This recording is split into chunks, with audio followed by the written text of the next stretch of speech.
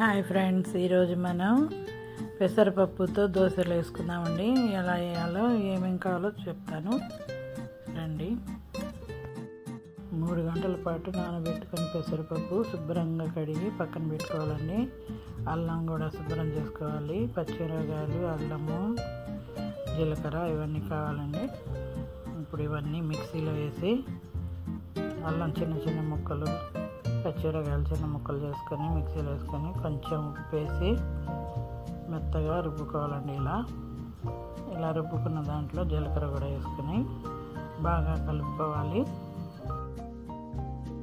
ఇప్పుడు పొయ్యి మీద పెనం పెట్టుకొని ఇలా ఒక్కొక్క స్పూన్ వేసుకుంటూ దోశలు ఇట్లా ఎడల్పుగా తయారు చేసుకోవాలండి.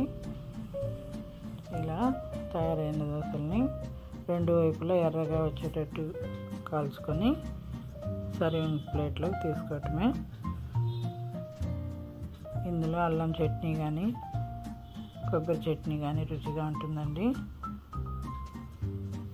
యమ్మీ దోశ రెడీ టు ఈట్.